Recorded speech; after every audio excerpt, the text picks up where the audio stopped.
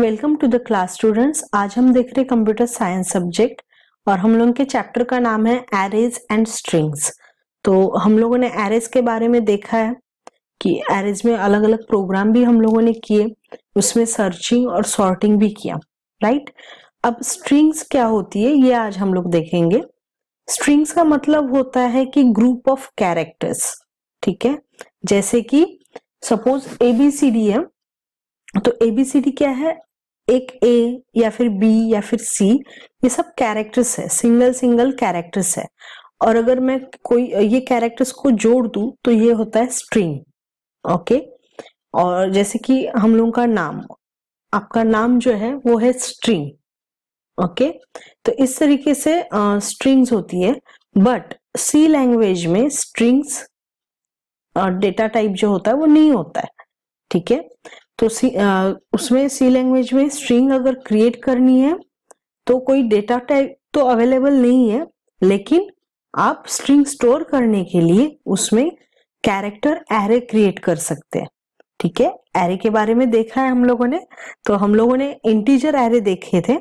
अब अगर स्ट्रिंग के ऊपर में हम लोगों को कुछ ऑपरेशंस करने हैं तो वहां पे हम लोगों को कैरेक्टर एरे जो है वो क्रिएट करने पड़ते हैं, ओके।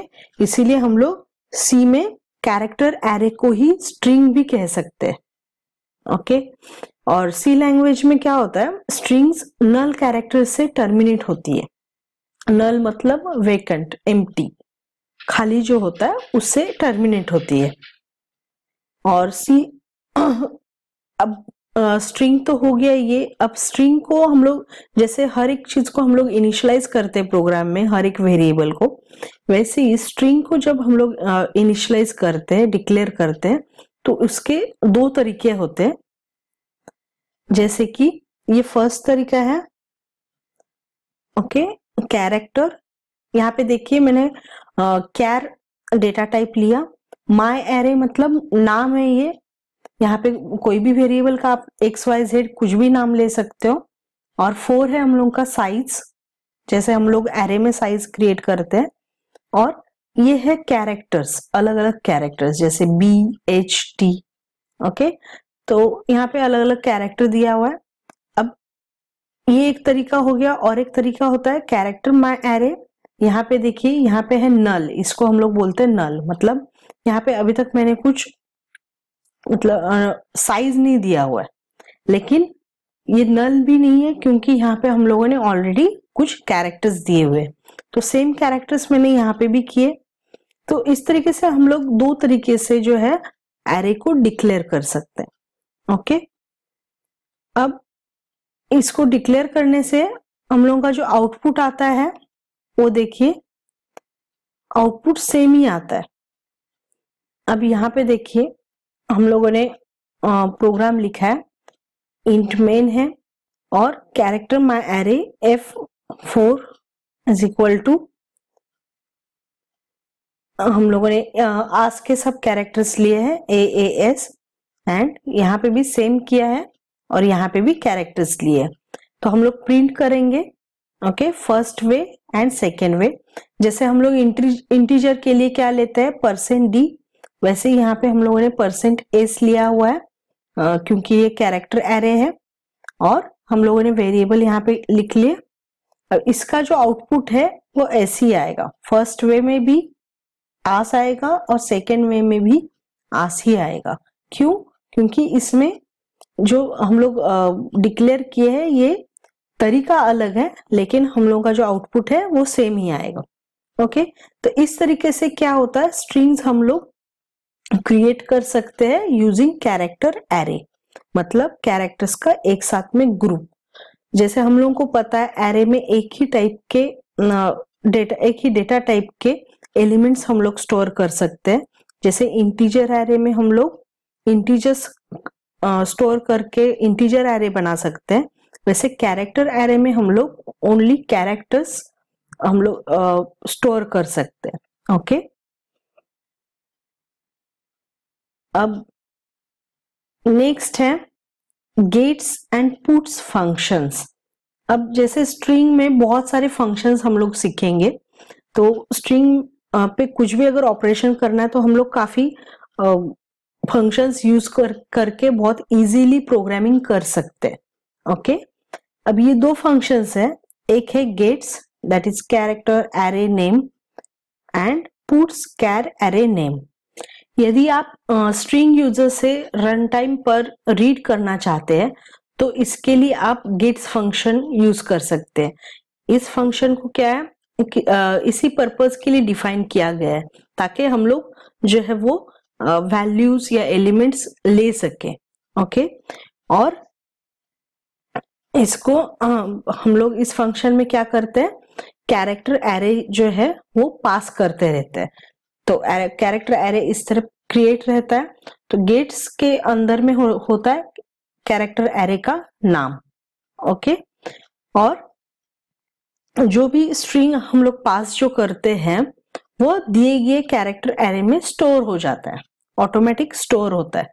तो यहाँ पे आपको स्कैनएफ का यूज करने का जरूरत नहीं पड़ता है, जस्ट ये गेट फंक्शन से हम लोग ये कर सकते हैं। ओके, और इसको जब हम लोगों को प्रिंट करना होता है, नॉर्मली जो प्रिंट करना होता है जब हम लोग एरे, जब हम लोगों ने देखा है तो एरे के एलिमेंट्स को हम लोगों को जब प्रिंट करना होता है तो क्या करते हैं हम लोग, यस, फॉर लूप का यूज करते हैं ना। लेकिन जब हम लोग फंक्शन का यूज करते हैं तो हम लोगों को क्या होता है, फॉर लूप का यूज नहीं करना पड़ता है, उसकी जरूरत ही नहीं पड़ती है। ओके, तो फंक्शंस इसीलिए बनाए गए हैं क्योंकि कुछ भी जो स्टेटमेंट या ग्रुप ऑफ स्टेटमेंट है वो हम लोग इजीली एग्जीक्यूट कर सके। ओके, और सी लैंग्वेज आपको किसी कैरेक्टर एरे को एक कंप्लीट स्ट्रिंग के रूप में प्रिंट करने के लिए पुट्स फंक्शन प्रोवाइड करती है। जैसे गेट्स है एक्सेप्ट करने के लिए वैल्यूज, वैसे ही पुट्स है प्रिंट करने के लिए। ओके, पुट्स नाम से हम लोगों को समझ में आता है कि ये प्रिंट करने के लिए यूज किया जाता है। तो इसमें क्या होता है, जो कैरेक्टर एरे में जो हम लोगों ने वैल्यूज पास की है वो यहाँ से प्रिंट करवा सकते हैं हम लोग। ओके, तो इसका भी पुट्स कैरेक्टर एरे नेम मतलब एरे का जो नाम होता है इसके अंदर में आता है। तो ये बहुत ही इजी हो जाता है, हम लोगों को स्कैनएफ फिर फॉर लूप ये सब कुछ यूज करने की जरूरत नहीं पड़ती है। ओके, अब एग्जाम्पल देखते हैं। ये एक example of gets and puts. तो यहाँ पे कैरेक्टर देखिए आंसर में एरे का नाम दिया हुआ है। ओके, तो क्या है यहाँ पे मैंने प्रिंटफ दिया है, what is the full form of ask. Okay, ये जस्ट एक क्वेश्चन पूछा है। तो गेट्स आंसर, ये क्या है, आंसर जो है हम लोगों का है नेम ऑफ द एरे, ये है आंसर और यहाँ पे आंसर है नेम ऑफ द एरे। अब यहाँ पे क्या हो रहा है, टेकिंग स्ट्रिंग इनपुट, मतलब स्ट्रिंग में जो हम लोग इनपुट दे रहे हैं ये गेट्स फंक्शन से हम लोग ले पा रहे हैं। ओके, तो इस तरीके से हम लोग फंक्शन का यूज करते हैं। लेकिन यहाँ पे जस्ट हम लोगों ने जो है इनपुट लिया है, आंसर जो है वो लिया है, लेकिन इसको प्रिंट भी करना पड़ेगा, राइट। तो प्रिंट करने के लिए जस्ट ये एक तो स्टेटमेंट लिखा कि answer is, then puts answer मतलब एरे का नाम, पुट्स आंसर मतलब ये जो है जो वैल्यूज हम लोगों ने ली है एक्सेप्ट की है उसको ये प्रिंट करवा देगा। ओके, तो इस तरीके से गेट्स एंड पुट्स जो है इससे हम लोग आराम से जो मैसेजेस डिस्प्ले कर सकते हैं। ओके, नहीं तो अगर यहाँ पे हम लोग गेट्स एंड पुट्स अगर यूज नहीं करते तो हम लोगों को स्कैनएफ यूज करना पड़ता, फिर फॉर लूप यूज करना पड़ता ताकि ये एरे जो है इसके एलिमेंट्स प्रिंट हो। ठीक है, लेकिन यहाँ पे ऐसा कुछ भी नहीं करना पड़ रहा है, just gets and puts function का हम लोगों ने यूज किया है। ओके, और इसका आउटपुट ऐसे आएगा, फर्स्ट आएगा what is the full form of ask, then answer is, फिर हम लोग टाइप करेंगे anywhere any type school. Okay, तो इस तरीके से हम लोग स्ट्रिंग्स पे और भी अलग अलग से ऑपरेशंस कर सकते हैं। ओके, और स्ट्रिंग्स बहुत ही इजी पार्ट है, लेकिन इसका बहुत सारा प्रैक्टिस करना पड़ता है, तभी हम लोग अच्छे से इसका कंसेप्ट जो है वो क्लियर कर पाएंगे। Okay, thank you.